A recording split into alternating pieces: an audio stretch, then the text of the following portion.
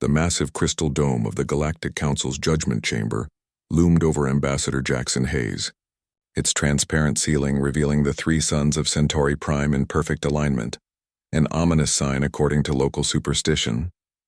52 alien representatives from the most powerful species in known space stared down from tiered obsidian platforms, their expressions ranging from disgust to calculating interest. Hayes fought to control his breathing. 6 months ago, he had been a diplomat handling trade disputes between Earth colonies. Now he stood before the most powerful governing body in the galaxy as humanity's sole representative.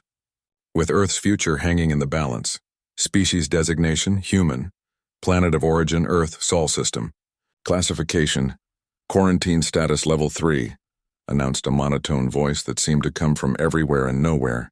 The Council recognizes Ambassador Hayes. The central platform descended slowly. Upon it stood High Arbiter Vox, a towering insectoid whose iridescent exoskeleton caught the light from the three suns. His 8 eyes focused unblinkingly on Hayes, mandibles clicking with what the human had learned was annoyance. The species designated human has been found guilty of violating Galactic Protocol 773B, unauthorized expansion beyond quarantine boundaries. Vox announced, each syllable punctuated by a sharp click. The penalty is immediate military intervention and planetary restriction.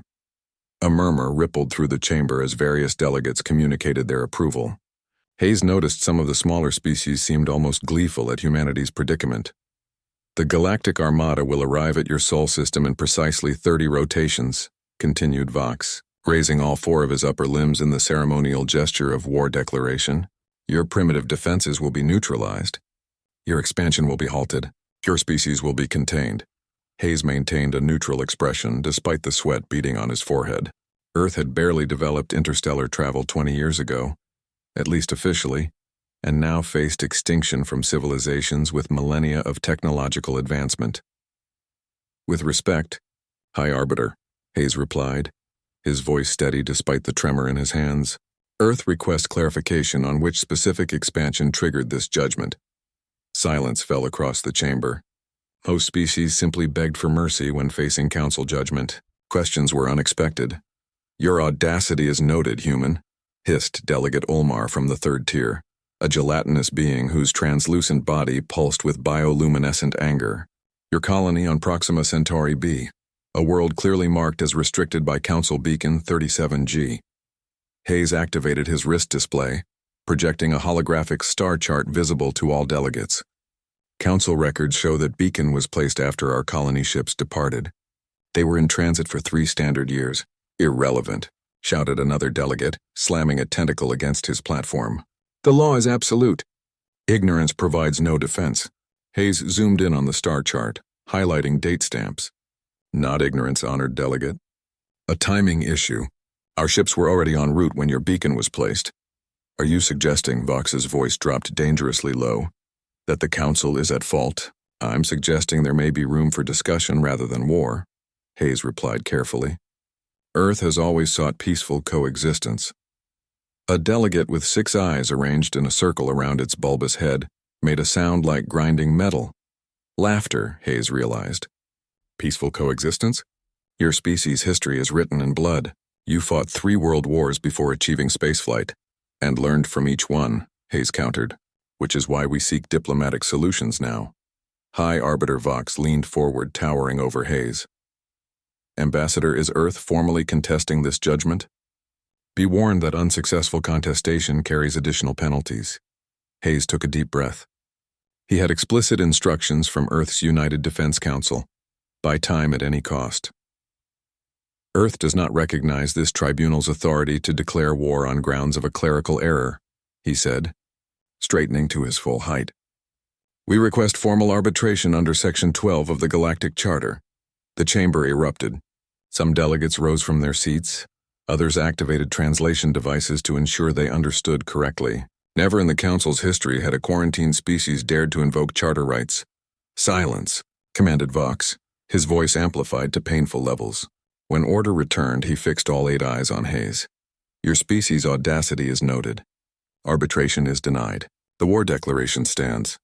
Hayes nodded once, activating a small device in his pocket. Somewhere, Earth's quantum communications array received his signal. Then Earth will prepare to receive your armada, he said, his voice now carrying a strange edge that made several delegates shift uncomfortably. But I should warn you, humans have a rather unique approach to being bullied. The central platform rose suddenly, elevating Vox above the chamber. The human's threat is recorded and will justify maximum force authorization. Not a threat, High Arbiter, Hayes called up. Simply an observation. Two guards approached Hayes, their armor gleaming. One was reptilian with scales that shifted color with each movement. The other appeared gaseous, contained within an environmental suit. You will be returned to Earth to deliver our judgment, the reptilian guard announced. Your government has 30 rotations to prepare for surrender or annihilation. As Hayes was escorted from the chamber, he heard the delegates already discussing the distribution of Earth's resources. Someone mentioned mining rights for the Himalayan region. Another suggested the oceans could be harvested for rare compounds. In the transport shuttle returning to his diplomatic vessel, Hayes finally allowed himself to smile. The Council had made exactly the mistake Earth's intelligence services had predicted. They had underestimated humanity's preparation. For 20 years, Earth had maintained the appearance of a newly spacefaring civilization, carefully concealing the true extent of human advancement and influence. The quarantine had been useful, providing cover for humanity's real operations throughout the galaxy. Hayes activated his secure communication device. Phase 1 complete. They took the bait. Admiral Eleanor Rivera's face appeared on the small screen. Casualties? None, Hayes reported. They're sending us home with the traditional 30 days to prepare for surrender. Perfect, Rivera nodded. Operation Ridiculous is already underway. By the time their armada arrives, they'll be facing something they've never encountered before. I almost feel sorry for them, Hayes said, watching the stars through the shuttle viewport. They have no idea what's coming. Sympathy noted, Ambassador, Rivera replied with a tight smile. But remember, they just declared war on our entire planet based on a technicality they engineered. Save your sympathy for after we've won. As the shuttle docked with his diplomatic vessel, Hayes reflected on the irony. The Council, with its thousands of member species and millions of warships, had just declared war on what they believed was a primitive civilization, barely capable of interstellar travel. In 30 days, they would discover just how wrong they were, not because Earth possessed superior weapons or larger fleets, but because humans had identified the one weakness in galactic civilization that no other species had exploited: the power of ridicule against those who took themselves too seriously. Hayes settled into his captain's chair and set course for Earth. It was time to give the galaxy its first lesson in human creativity. Computer, he said, transmit to Earth Defense Command. The Council took the bait. Prepare Operation Ridiculous. The show is about to begin. As his ship entered FTL, Hayes allowed himself a moment of doubt. The plan was audacious, some would say insane.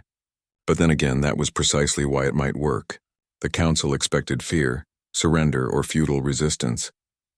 They were about to learn that humanity had a fourth option they hadn't considered. When the Galactic Council's war declaration reached Earth, military leaders gathered in the massive underground complex beneath New Geneva. Holographic displays showed the Council Armada's movements, its massive fleet already mobilizing at staging points across 3 sectors. Admiral Eleanor Rivera stood at the center of the war room, her weathered face illuminated by the blue glow of tactical projections. Latest intelligence confirms 317 warships in our combined fleet against their 12,000, she announced to the grim-faced leaders. Their smallest destroyer outguns our largest dreadnought. Conventional warfare is not an option. General Thompson, commander of Earth's ground forces, slammed his fist on the table. So we're just going to surrender? After everything we've built? No one said anything about surrender, came a calm voice from the doorway. The military leaders turned to see Director Marcus Blackwell of Earth Intelligence entering, flanked by a team of civilians whose appearance, ranging from rumpled academics to what appeared to be entertainment professionals, seemed wildly out of place in a war council. Director Blackwell, Rivera acknowledged with a nod.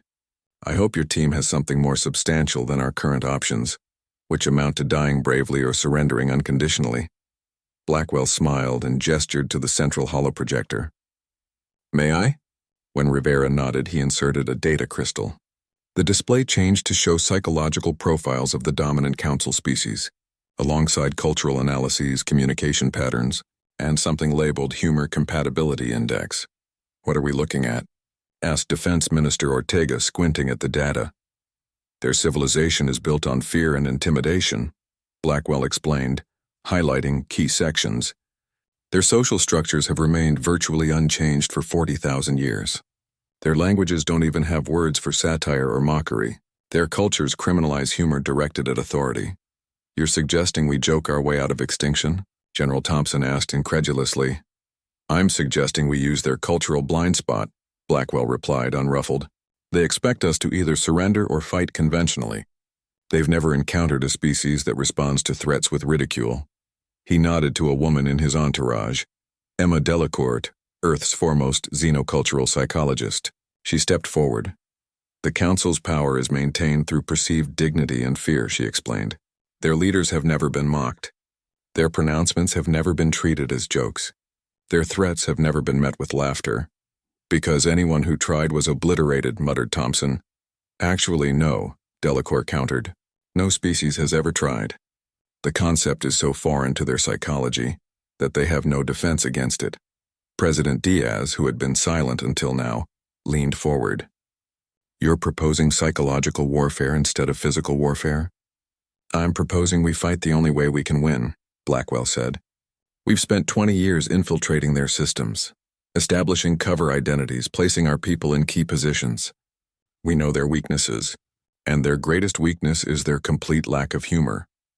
3 days later, Operation Ridiculous launched, a massive coordinated information campaign unlike anything the galaxy had seen. Thousands of Earth's media specialists, comedians, artists, and psychological warfare experts worked around the clock from bunkers scattered across the planet and hidden bases throughout Council space.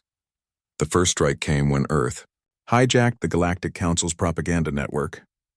Instead of the scheduled announcement of Earth's impending doom, viewers across 17,000 worlds witnessed an elaborate parody. Humans dressed as council members, performing an exaggerated trial where they found a potato guilty of being too round.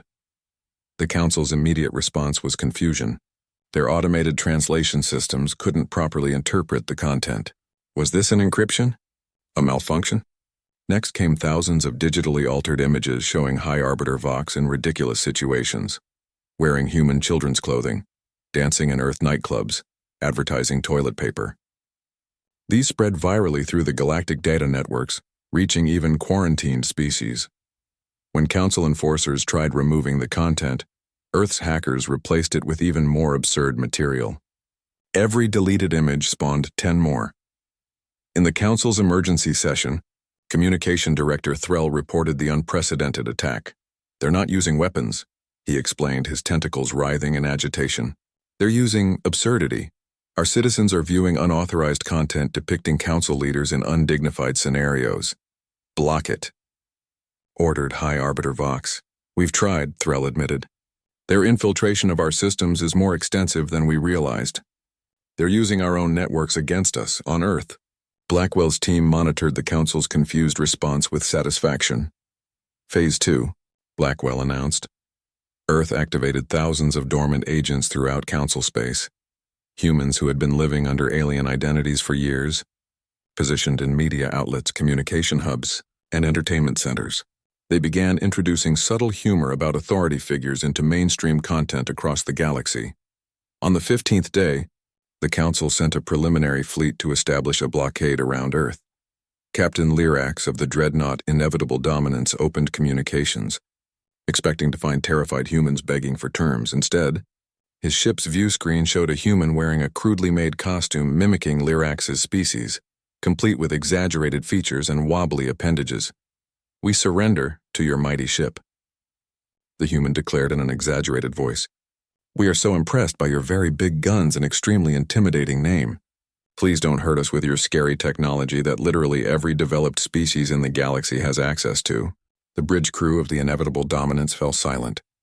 No species had ever responded to them this way. Their psychological warfare protocols had no contingency for mockery.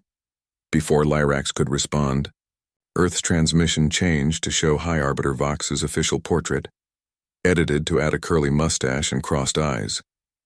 "We look forward to your arrival," said Admiral Rivera, finally appearing on screen with perfect composure. "Our extinction event is scheduled between 2 and 4 p.m. Earth Standard Time. Would you prefer we serve refreshments?" As the transmission ended, Lyrax noticed something disturbing. 3 of his junior officers were suppressing what appeared to be laughter. "Identify those officers," he ordered. "They will be disciplined for disrespect to the Council." But his security chief hesitated. "Sir, there are reports of similar reactions on 17 other vessels. The humans seem to be affecting our crew's psychological stability. Back on Earth." Blackwell received Lyrax's reaction with satisfaction. "They're responding exactly as predicted," he told President Diaz. "Their hierarchical structure is so rigid that they can't adapt to unconventional challenges. But they still have thousands of warships," Diaz pointed out. "Embarrassment won't stop plasma cannons." "No," agreed Blackwell. "But it might stop the people operating those cannons. We've been analyzing transmission patterns throughout their fleet. Unauthorized communications have increased 3,000% in the past week. Their crews are sharing our content despite orders." Meanwhile, on 17 Council worlds, something unprecedented was happening. Public gatherings where citizens shared human content. Underground clubs formed where aliens attempted to create their own humor. The phrase, "What would Earth do?" became a whispered challenge among those who chafed under Council rule. The Council's intelligence services reported a disturbing trend. Species that had been stable for millennia were suddenly questioning authority. Younger members of even the most loyal Council races were using a new phrase, "That's so Council," implying obsolescence and rigidity. On the inevitable dominance, Captain Lyrax faced a minor mutiny when he ordered all Earth-originated content purged from personal devices. 3 crew members refused and were placed in confinement, only for 20 more to request the same punishment the next day. "What is happening to my crew?" he demanded of his ship's xenopsychologist. "The humans have weaponized a psychological concept we have no defense against," the specialist explained. "They call it comedy. It appears to trigger involuntary physical responses and promote social bonding through shared pleasure." "You make it sound like a virus," Lyrax growled. "In a sense, it is," the specialist agreed, "and we have no immunity." As the full Council armada prepared to depart for Earth, High Arbiter Vox received disturbing reports. 7 Council member species had requested postponement of military action pending cultural reassessment. 2 others had withdrawn from the Council entirely, citing evolving interstellar values. "This is unprecedented," Senior Counselor Thal observed. "No species has ever voluntarily left the Council." "They've been contaminated by human influence," Vox declared. "All the more reason to eradicate this threat immediately." But when the launch order was given, only 70% of the Armada responded. The rest cited technical difficulties or crew health concerns. In his private chambers, Vox raged at his advisors. How can one primitive species cause such disruption? They have barely left their own solar system. The Grand Chamber of the Galactic Council, normally a model of dignified order, had descended into chaos. Emergency beacons flashed overhead as delegates shouted over one another, their translation devices struggling to keep pace with the barrage of angry demands. At the center of the storm stood High Arbiter Vox, his exoskeleton darkening with stress patterns visible even to non-insectoid species. "Order." "I demand order!" Vox's amplified voice finally cut through the din, his mandibles clicking rapidly in what those familiar with his species recognized as extreme agitation. "This session of the Council will proceed with decorum or not at all." Gradually, the noise subsided, though tension remained palpable in the chamber. Security Minister Gorvin, a crystalline being whose facets darkened with stress, stepped forward to deliver his report. "The situation has deteriorated beyond our initial assessment," Gorvin began, his voice resonating through his crystalline form. "Human infiltration of our networks is not merely a nuisance. It represents the most sophisticated information warfare campaign in Council history." Holographic displays activated around the chamber, showing examples of human memes now circulating throughout Council space. Council leaders portrayed as characters from human entertainment. Official pronouncements rewritten as nonsensical poetry, and most disturbingly, images of Council citizens appearing to enjoy the subversive content. This is unprecedented psychological warfare, Gorvin continued, his facets darkening further. The humans are turning our own people against us not with weapons but with Mockery, supplied Intelligence Director Malther, a serpentine being who slithered forward. Their entire strategy is based on undermining our authority through ridicule. They're making us appear foolish. A delegate from the Outer Rim territories representing a gaseous species contained within an environment suit raised an appendage to speak. Why can't we simply block their transmissions? Cut off their access to our networks? Malther's hood expanded in frustration. Because they're not using our external networks. They've somehow infiltrated our core systems. Our investigation indicates human agents have been operating within Council space for far longer than their official contact status suggests. Impossible, declared a delegate from the third tier. Humans achieved FTL capability only 2 decades ago. Their technology is primitive. That appears to have been a deliberate deception, Malther replied. We've uncovered evidence suggesting humans developed FTL travel nearly a century ago but concealed their true capabilities to avoid Council attention while they established covert operations throughout our territories.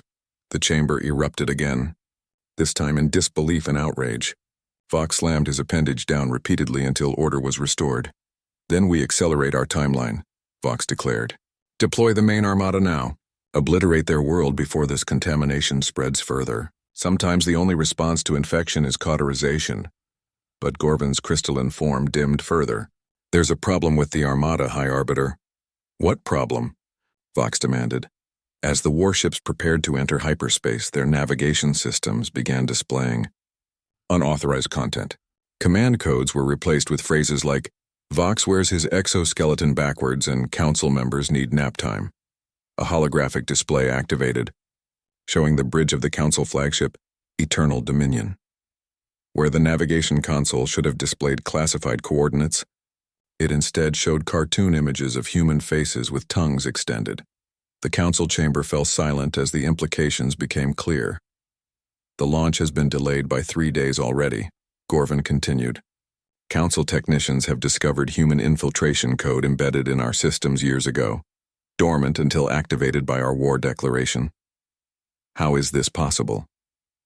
Vox demanded. Our security protocols were compromised, interrupted Malther. We've identified at least 217 human agents who have been operating under false identities within Council space. Some have held positions in our security apparatus for decades. A smaller delegate, representing a species of hive-minded insects, buzzed forward. High Arbiter, there is another development. The humans have somehow transmitted our classified battle plans to every entertainment channel in the galaxy. The holographic display shifted to show human commentators seated at a desk, animated and gesturing enthusiastically as they discussed Council military formations, as though they were a sporting event. One warship, the Inexorable Justice, had been nicknamed the Floating Bathtub, though a Fleet Admiral's carefully planned pincer. Movement was being critiqued as predictable as a government tax increase. They're narrating our attack as entertainment, the delegate buzzed in distress. They've assigned our ships ridiculous nicknames and are making absurd predictions about their performance. In a shadowy corner of the chamber, a delegate who had been silent until now finally spoke. Representing one of the oldest species in the Council, the archivists were known for their long memories and careful analysis. We have never encountered this strategy before, the archivist observed, its ancient voice soft yet carrying to every corner of the chamber. In 17,000 years of Council history, no species has responded to a war declaration with humor, because it's not a viable defense. Vox insisted. When our plasma cannons target their cities, their jokes will turn to ashes. The archivist's multifaceted eyes blinked slowly. Perhaps. But consider, they know our military capability. They know we can destroy their world. Yet they choose mockery over either surrender or conventional resistance. Why? Uncomfortable silence followed the question. Meanwhile, aboard the Council flagship Eternal Dominion, Fleet Commander Zool struggled to maintain discipline. His personal log, meant to record the glorious subjugation of Earth, was repeatedly hacked to include entries like, Day 37, still looking for my dignity. Earth keeps sending it back with cartoon drawings attached. Day 38, considered changing the ship's name to Temporary Inconvenience, as it seems more honest. After the fifth such incident, Zul had stopped using the log entirely. More concerning was the effect on morale. Junior officers, particularly those from species with shorter lifespans, were asking questions that would have been unthinkable before. Why was Earth being punished for a timing error? Why did the Council fear human expansion? Was planetary destruction really justified? "Sir," reported his second-in-command, a typically stoic member of a reptilian species, "we have another situation in the crew quarters." Zul suppressed a groan. "What now?" 17 crew members were found participating in what they called a comedy night. They were imitating council leaders. Zul stared in disbelief. "Confine them to quarters. Restrict their communications." "Sir, that would mean confining almost a quarter of our crew. Similar activities have been reported on all decks." The implications were staggering.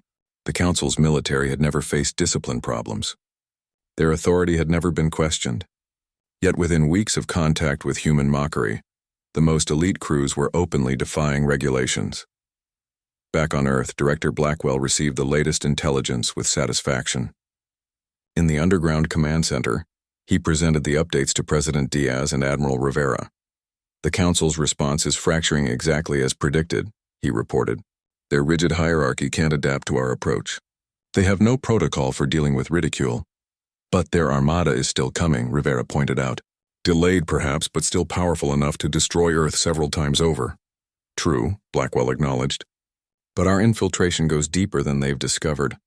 We haven't just been operating in Council space. We've been manufacturing key components of their weapons systems for over a decade through shell corporations." President Diaz looked up sharply. "You're saying their weapons won't work?" "I'm saying their weapons will work exactly as intended," Blackwell smiled, "until we decide otherwise." As the Council Armada finally established jump coordinates for Earth, something unprecedented occurred. 7 Council member species formally withdrew from the war effort, citing ethical concerns about proportional response. 3 others requested observer status in human territories to study cultural exchange methodologies. Vox, informed of these defections, shattered a ceremonial staff in rage. "Traitors! They've been contaminated by human influence." "High Arbiter," Malther said carefully, "there's another development you should be aware of. Underground transmissions on 43 Council worlds are sharing what they call Earth philosophy. Citizen gatherings have increased by 700% in the past week.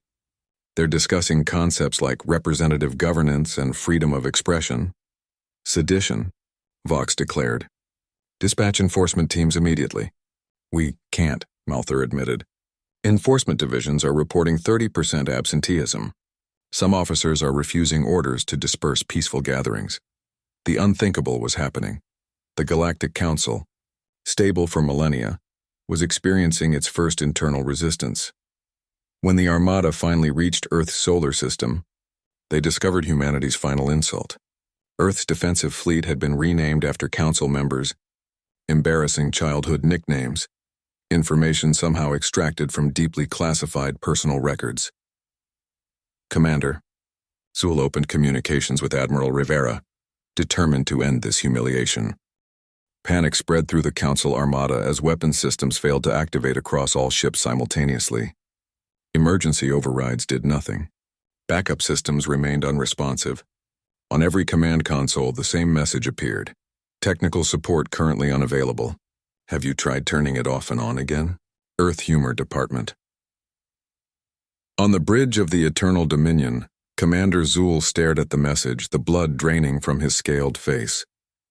20,000 crew members, 500 ships, the most advanced weaponry in the galaxy, all rendered useless by a species that had supposedly only achieved spaceflight 2 decades ago. "Sir?" Intelligence Officer Krell approached, her voice lowered to avoid spreading panic among the bridge crew. "I have completed the emergency analysis you requested." Zul followed her to a secure briefing alcove. "Tell me this is a temporary malfunction." Krell's expression confirmed his fears before she spoke. "The issue is systemic, Commander. Analysis confirms that 63% of the Armada's critical technology contains components manufactured by shell corporations ultimately owned by human businesses. They've been building backdoors into our systems for 15 years. Impossible, Zul bellowed, then quickly lowered his voice. They only achieved interstellar flight 2 decades ago. Official records show that, Krell replied, bringing up documentation on her display. But our investigation indicates humans secretly developed FTL travel nearly a century ago. They've been operating covertly throughout Council space while maintaining the appearance of a quarantined species. To what end? Zul demanded. If they had this level of infiltration, why reveal themselves now? Why not continue operating from the shadows? Krell hesitated. Sir, there's another transmission coming in from Earth. Admiral Rivera is requesting to speak with you directly. Zul straightened his uniform. Put her on the private channel in my ready room. No recording. Moments later, he faced the human admiral on his secure display. Her composure remained infuriating. No gloating, no triumph, just professional calm. Commander Zul, she nodded in greeting. I imagine you have questions. You've committed an act of war, he began.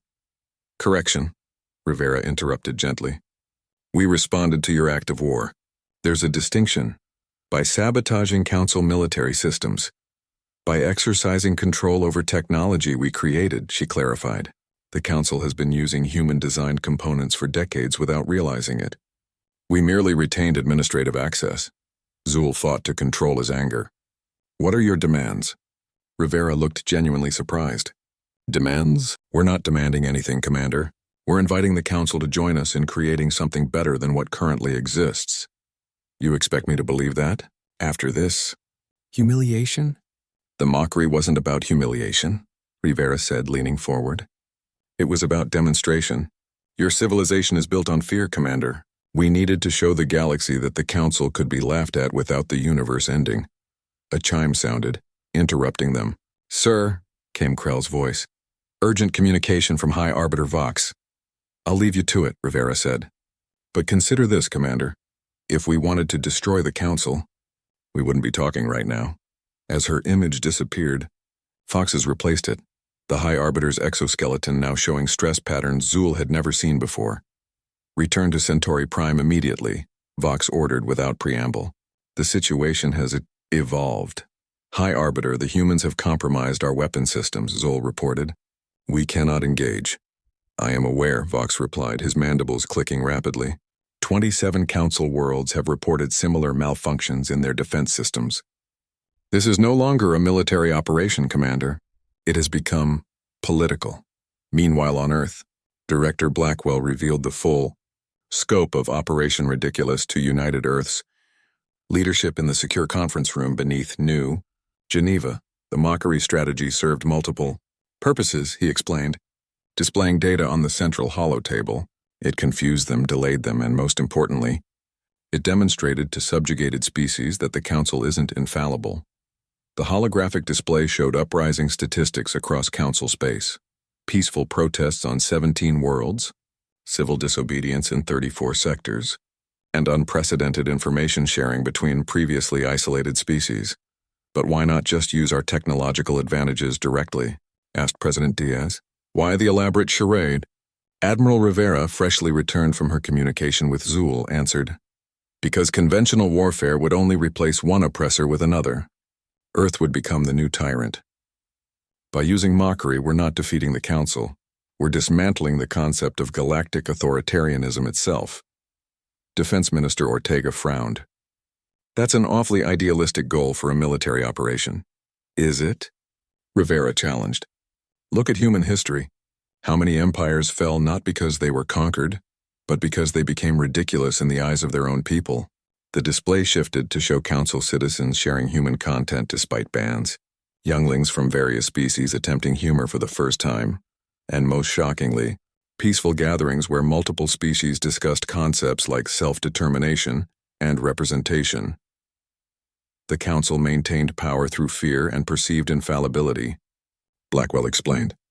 When people stopped fearing them and started laughing at them, the foundation of their authority began crumbling. On Centauri Prime, the Council's emergency session had lasted for 3 days without interruption. High Arbiter Vox looked physically diminished, his exoskeleton dulling from stress and lack of nutrients. The reports are confirmed.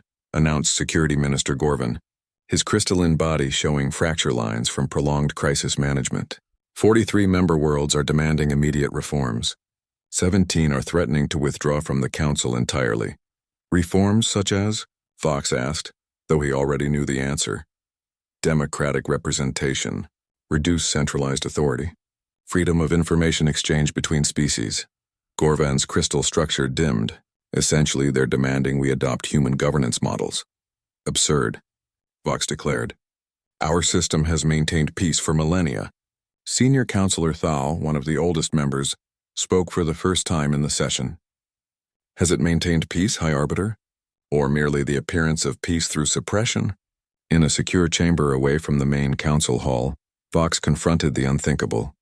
Reports indicated that humanity's influence extended beyond technology. They had apparently been establishing cultural exchanges, educational programs, and trade relationships with numerous species, all while maintaining their quarantine status as cover.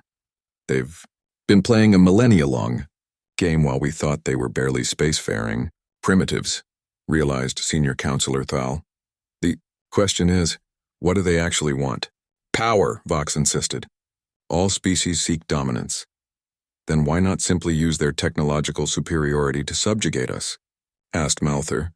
They clearly could have done so years ago. A trap, Vox declared. They seek to lower our defenses before striking. Thal's ancient eyes blinked slowly. Perhaps they genuinely desire a different model of interspecies relations than the one we've enforced for so long. That question was answered when Earth transmitted simultaneously to every council world and ship. Not a message of mockery this time, but an invitation. Earth would host an open galactic conference for all species to discuss reformation of the council system. The transmission showed President Diaz standing before Earth's United Nations building, speaking directly to the galaxy. We never wanted war, she said. Her words translated into 317 galactic languages simultaneously. We wanted change. The Council has ruled through fear for too long. We believe the galaxy is ready for something better. She gestured to delegates from Earth's various nations standing behind her. Humans learned through bitter experience that dominance creates only temporary stability. True peace comes from systems where all voices can be heard, where authority is accountable to those it governs, and where differences are not just tolerated but celebrated. For 20 years, we've maintained the pretense of being a newly spacefaring species to avoid triggering the Council's fear of competition. During that time, we've quietly shared ideas, technology, and cultural exchange with many of your worlds, not to subvert, but to connect. We invite representatives from all species, Council members, independent worlds, and even quarantined civilizations to Earth for an open galactic conference, not to replace the Council with human rule, but to build something new together. As the message concluded, Commander Zool received a private transmission from Admiral Rivera. Your weapons are still disabled, she said calmly, but we've activated your ship's entertainment system. We thought your crew might enjoy some classic Earth comedies while you decide your next move. Zool stared at the screen, finally understanding. This was never about conquest for you, was it? No, Rivera replied. It was about proving a point. Fear controls people, but laughter sets them free. On the Eternal Dominion, Zool made a decision that would change his life and possibly galactic history. He called his senior officers together. Our mission parameters have changed, he announced. We will proceed to Earth, not as conquerors but as observers to this conference. The Grand Assembly Hall in New Geneva gleamed under the morning sun, its crystalline dome designed to accommodate the visual spectrums of over 400 different species. Inside, the atmosphere crackled with tension and possibility as representatives from across the galaxy gathered for what Earth media had dubbed the Unity Conference. Ambassador Jackson Hayes stood at the entrance, greeting arriving delegates. How different this was from his appearance before the Council Judgment Chamber just months ago. Then he had stood alone before 52 hostile aliens. Now he welcomed 412 species to Earth as equals. The Archivist delegation from Proxima Centauri, announced the protocol officer. Hayes bowed in the traditional manner to the ancient beings, who had once been among the Council's founding members. Earth welcomes you. Your wisdom will be invaluable to our discussions. The lead archivist, whose age was measured in millennia, fixed multifaceted eyes on Hayes.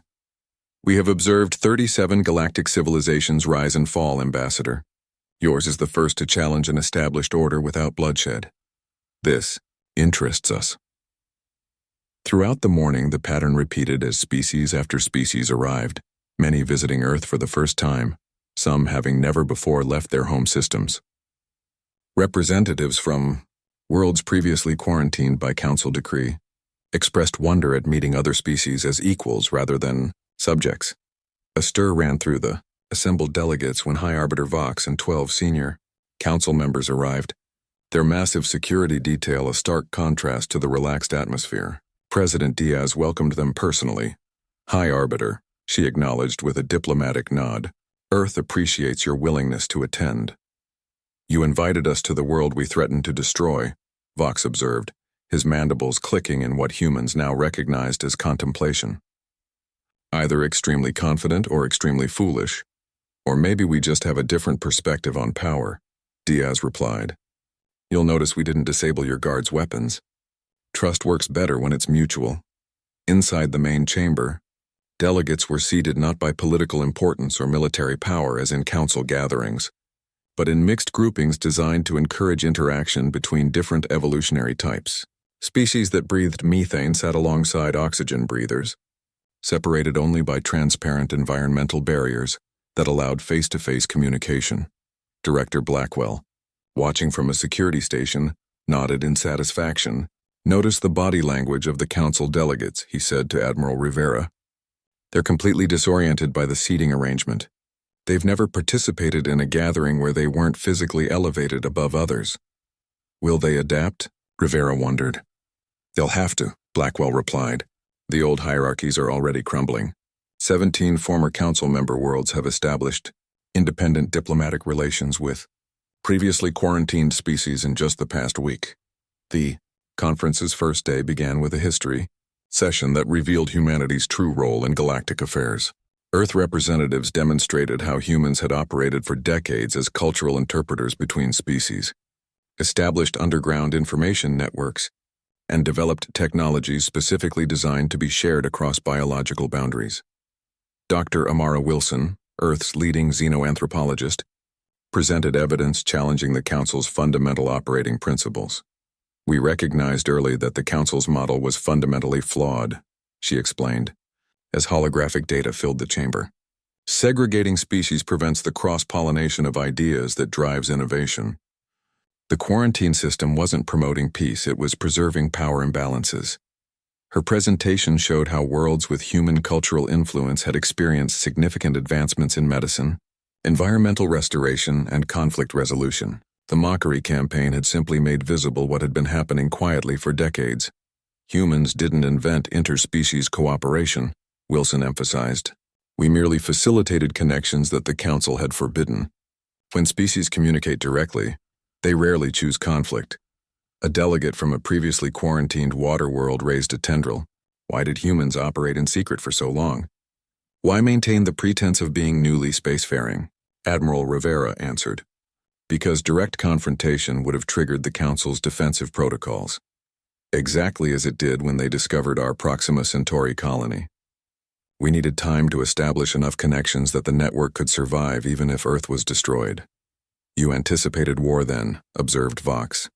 "We planned for it," Rivera corrected, "while hoping to avoid it. The Mockery campaign was our alternative to military engagement." During a recess, many delegates experienced Earth culture firsthand. Council species that had never been exposed to human art, music, or cuisine found themselves struggling with new concepts, particularly humor, which many were experiencing for the first time. "I do not understand," a crystalline being said to its human guide after hearing a joke. The narrative established an expectation, then deliberately failed to fulfill it. "Why is this pleasurable?" The guide smiled. "The unexpected resolution creates surprise, and surprise can be enjoyable when it's harmless. It's a form of mental play." "Mental play," the being repeated, its facets shifting in consideration. "This concept does not exist in our developmental protocols."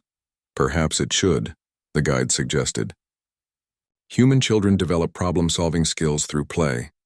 It teaches flexibility and adaptation.